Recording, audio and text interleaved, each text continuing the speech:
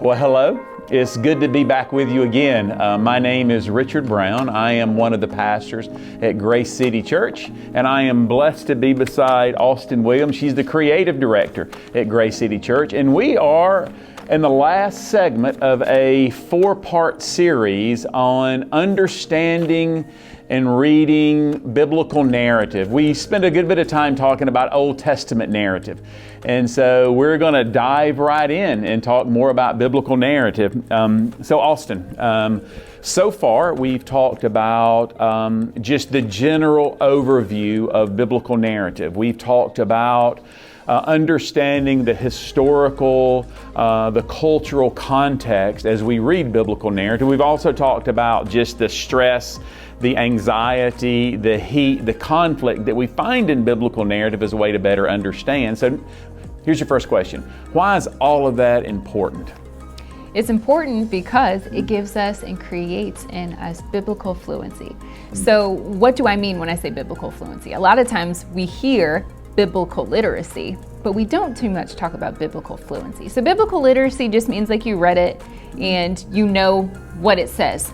Take it at face value. But biblical fluency is when you are literate, you understand it, you know what it says, but also you understand the big picture, how all of these things come together, and then you're able to take these historical contexts, understand the value of these different types of literature, understand the value of the lessons in and of themselves, and then apply it to our lives here and now, and find real ways that God is affecting change in real people. So biblical fluency then kind of gives us an opportunity to better understand what God is doing in a grand way, in a big scale, in this huge story that kind of takes us away from looking at one independent book of the Bible, but then gives us an opportunity to zoom out and go, how does what's happening in this one story connect with every other story in the Bible?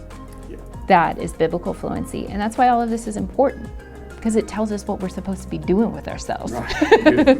So in that theme right there, the implication of what you're saying is that there are biblical narrative stories that we read, and that they connect with the larger framework and the larger, macro story of Scripture. Here's my question. Why is that vital for us to understand how our stories that we're reading, these biblical narratives, are connected to the larger story of God? It's important, vital even, it's vital for us because it then gives us an opportunity to approach the stories a little bit differently. So when we talk about historical context and we talk about cultural context, we're looking at who the author was, what the author was intending for us to get out. But when we kind of zoom out from that and we begin to look for the identifying threads, themes, if you will, throughout the scripture, our questions kind of change a little bit. We're not asking specifically, who is this person? What is their story? What are they trying to teach us? But then we start asking questions like, God, what is this showing us about your character? Who are you, God, in this story? How is who you are giving us insight about who you are in the rest of the scriptures, the whole thing? Then it gives us an opportunity to go, okay, God, how are you working in the lives of your people? And then, God, what is your desire for your people in this story, but again, in the entire scripture?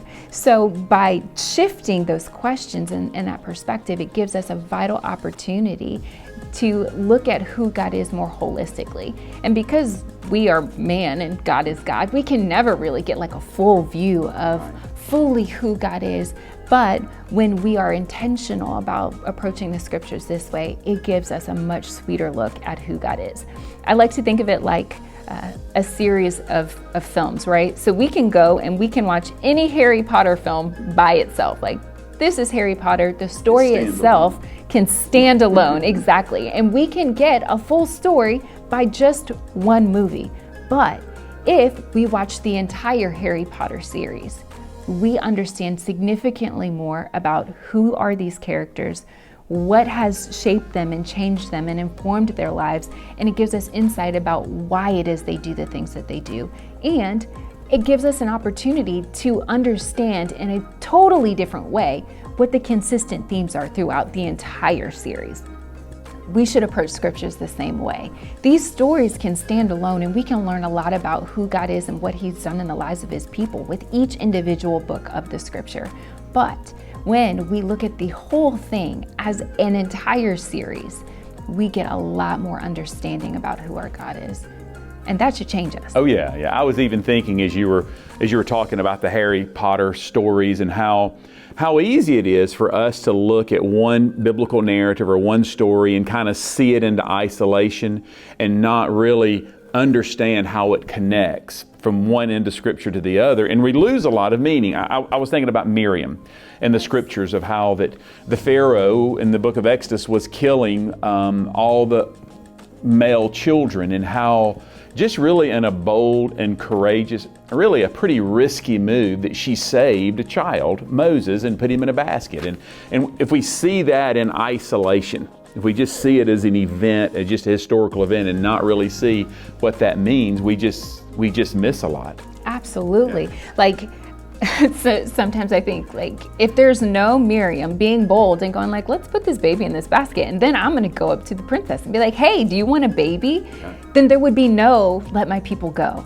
Like, had Miriam not done this, there would be no Moses parting Red Seas with God's power, right? There would be no opportunity for us to see from the beginning of Scripture that God has a heart to set His people who are captive free.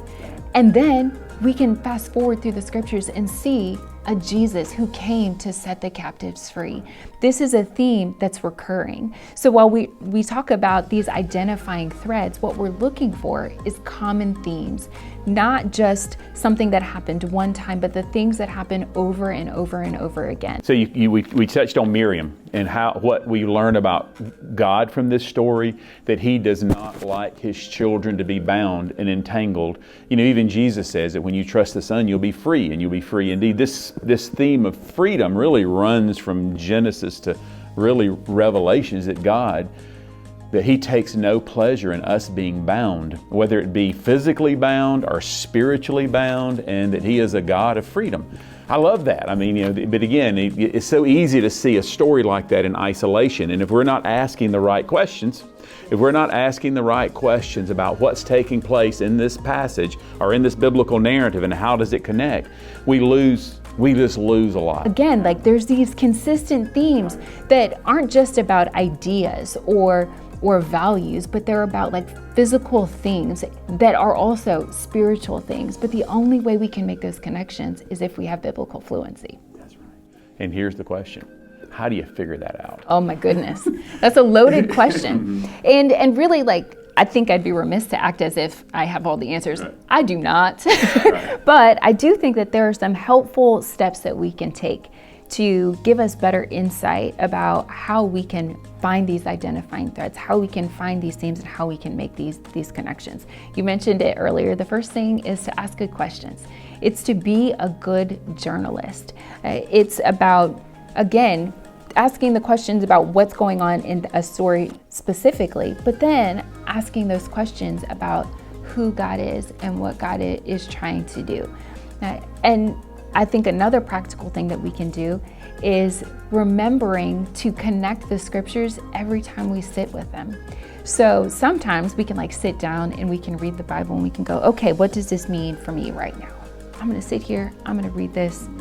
Instead of just asking the question, what am I supposed to take from this right now? Another follow-up task for us to do is, how does this connect to everything else that I've read in the Scripture? How does this connect to the last thing I read? Fluency isn't something that happens overnight. Like, if I were learning a new language, I wouldn't like sit down right now, read something in another language and go, I'm fluent, right? That's not how any of this works. First off, it'd be broken a little bit. Then your country accent would come out real bad as you're trying to speak that new language. But it'd take time, wouldn't it? It'd take time, right? And so it's important for us to not despise humble beginnings, to just eat it one bite at a time. So try again tomorrow. It's about every time you come to the Scriptures, being intentional to make at least one connection, because that starts to train us to make the connections about who God is. And then that kind of discipline teaches us to go out into the world and to be people who can sift for truth within any circumstance, because the truth is always in there. We sometimes just have to dig through it, right? And then that gives us an opportunity to go, all right, what here in this scripture is prescriptive? Right. What should I definitely be taking away from this and applying to my life? And what is descriptive? What should I sift through and go, okay, this is describing something that would model good behavior, or it is describing something that is modeling terrible behavior, and I should not do that, right? Because both of those things in the scripture. And then ultimately, all of these things that I'm saying, it all comes back to time. It comes back to having real time with God. How do you have relationship with real people? With time. It's about being willing and having a heart that's willing to sit down and spend time, to have conversations. And the way we get to know who God is by spending time with Him, by spending time in the Word and knowing more and more about who He is, what He's done in the life of His people, and then allowing that to inform how we move forward. Excellent. So here's what I want to do. I want to take a little bit of time and bring up some biblical stories, biblical narrative stories, and I want you and I just to kind of go back and forth and talk about the theme where we find Christ's love, His redemptive power, His care in all of them, right? Sounds great. All right, let's start. We talked a few weeks ago, in one of the earlier segments, we talked about Jonah. And so how do we find some of what we can understand about Christ and His redemptive nature and something we can learn about us in the story of Jonah? I think one of the first things that pops into my mind with Jonah, we even kind of talked about this being a story where it kind of can become about the whale if you don't understand the big picture. And we talked about Jonah not wanting the people of Nineveh to receive this grace from God, right? And then I think about Jesus's words and Jesus going, "Forgive as you have been forgiven." So there's this idea that we are in need of grace and we are in need of mercy, and that we are called to remove the plank from our own eye because we're the ones that are guilty and in need of the grace. So I think that one of the themes that we can come back to in light of that is this continual teaching of God telling us that we are not the ones who are so righteous that we're not in need of the grace. Right. Jonah was the one that was in need of the right. grace because Jonah was also being disobedient. Right. So disobedience in the eyes of God, Jonah's disobedience was equal to the right. people of Nineveh's disobedience. It was still sin. So both of these groups of people, with Jonah and the people of Nineveh, were in need of grace. So we can see this theme of God's relentless love, grace, compassion, and mercy to His people within the messenger of the actual grace and mercy, and with the people who had no idea what grace and mercy are. That's right. Until Jonah showed up. All right, let's go to the next one. How about Ruth? We've done, previously we worked through the book of Ruth on Sunday morning, and Ruth is a character in there that's called an Ishkael, means she's a mighty woman of strength.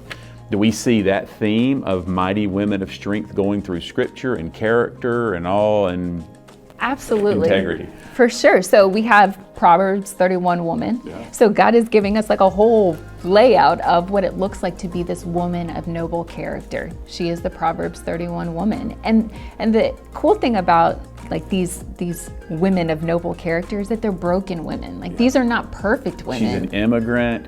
She's displaced from her family. She's vulnerable. She has all of these things, and God surrounds her with people and His love, and He brings redemption and restoration. In the midst of all that, what do you see? You see these broken women who God still uses to do like incredible things. Right. So like it makes me think of Ruth. It makes me think of Rahab.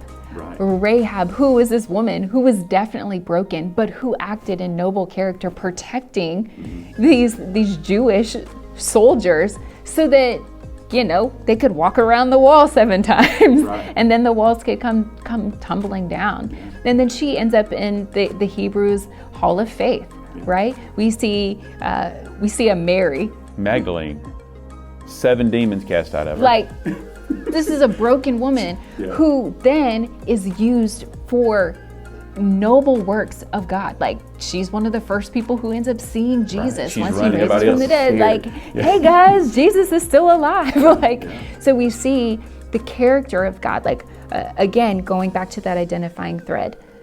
Who is God in this? God is a God who will use anybody and can use anybody as long as they're willing to say yes and to show up. We see a God who desires to use these types of people who are humble enough to say yes, who recognize and have a healthy fear of God, because fear, as it means in the scripture, is not to be afraid of, but to have honor and awe of who God is.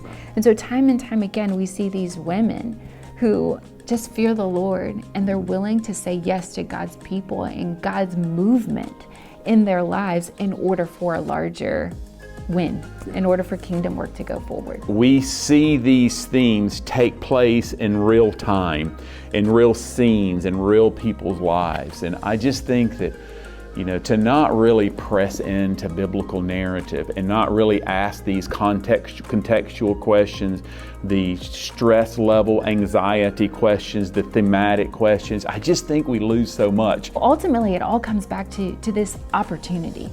It takes time and it takes commitment, but ultimately, this is an opportunity to experience joy and experience it fully in a way that we can't otherwise.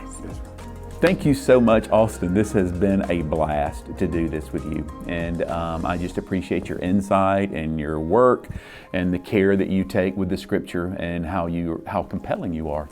And so I really do appreciate that. Hey, I hope you've enjoyed this time of understanding and diving into biblical narrative literature. Our goal is really to educate and to equip and to compel you to be a person that has biblical fluency in recognizing just the beauty of biblical narrative. I kind of think about it in terms of that you're mining for gold, and there's just so many treasures that you have to dig into and wipe away and just see these beautiful gems that God has for you that really describes who He is and how we fit into His larger theme of what He's doing in this world, and how much He loves us, and just the wonderful things that He has for us. Thank you for being here, and I hope this has been beneficial. Blessings.